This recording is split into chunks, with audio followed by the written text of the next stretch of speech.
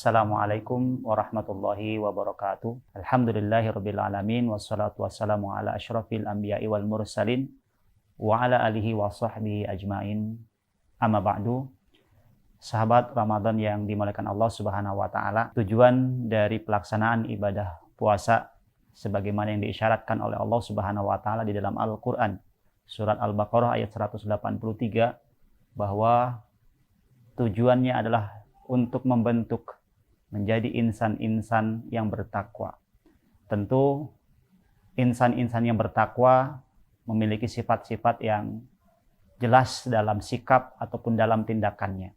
Itulah sebabnya kalau kita lihat di dalam ayat-ayat Al-Qur'an, tatkala Allah Subhanahu wa taala menjelaskan tentang sifat ataupun ciri-ciri orang yang bertakwa, maka Allah menjelaskan tentang bagaimana sikap dan tindakan mereka.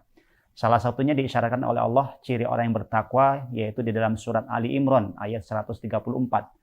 Ya, bahwa salah satu cirinya adalah wal'afina anin nas, yaitu orang-orang yang suka memaafkan kesalahan-kesalahan orang lain.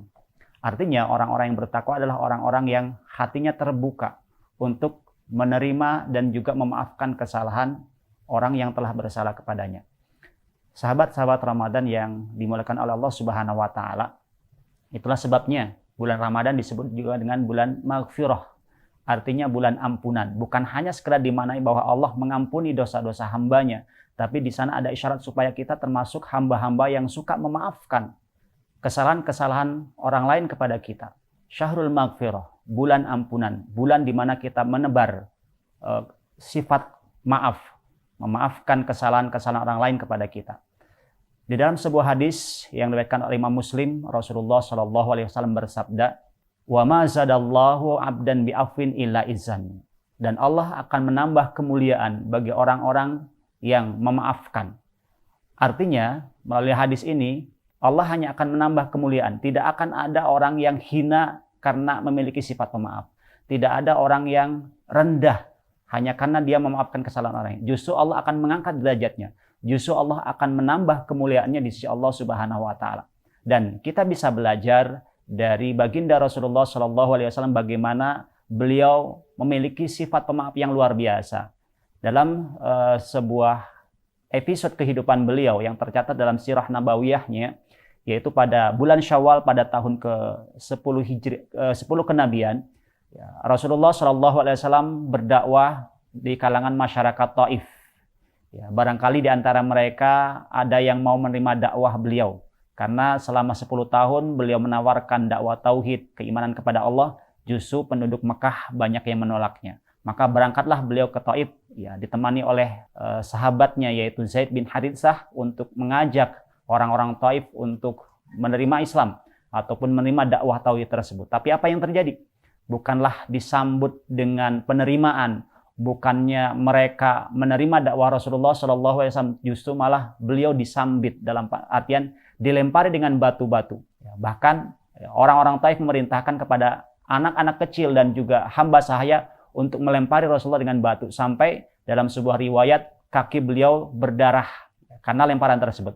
Maka Rasulullah SAW menyelamatkan diri, keluar dari Taif, kemudian berlindung di sebuah kebun, di pinggiran kota Taifnya. Di saat Rasulullah sedang menahan sakitnya akibat lemparan orang-orang Taif, di saat beliau sedang sedih karena dakwahnya ditolak oleh orang-orang Taif, maka datanglah malaikat penjaga gunung menawarkan bantuannya. Seolah mengatakan, "Wahai Muhammad, silakan pilih gunung mana yang akan kamu tunjuk supaya nanti kami akan angkat dan ditimpakan kepada mereka supaya mereka binasa." Tetapi tawaran malaikat penjaga gunung tersebut tidak diiyakan, justru malah Rasulullah SAW menolak, tidak, justru beliau berharap supaya di antara penduduk Taif ataupun anak keturunan mereka ada orang-orang yang nanti akan membela Islam. Mungkin berbeda kalau posisi kita di posisi Rasulullah SAW, dengan kesedihan, dengan mungkin kemarahan akibat ditolak dakwahnya oleh orang-orang Taif. Maka kita mungkin akan mengatakan, ya sudah, jangan satu gunung, 2 saja yang akan ditimpakan kepada mereka. Tapi begitulah Rasulullah SAW dengan jiwa pemaafnya memaafkan kesalahan mereka. Atau kita lihat bagaimana di Futuh Mekah dalam kondisi Rasulullah pasukan 10.000 orang, ya, dan dalam kondisi orang-orang Mekah ya, tidak berdaya, kemudian menyerahkan nasibnya kepada Rasulullah SAW, padahal selama 13 tahun beliau senantiasa ditekan, senantiasa disiksa, senantiasa dihalangi.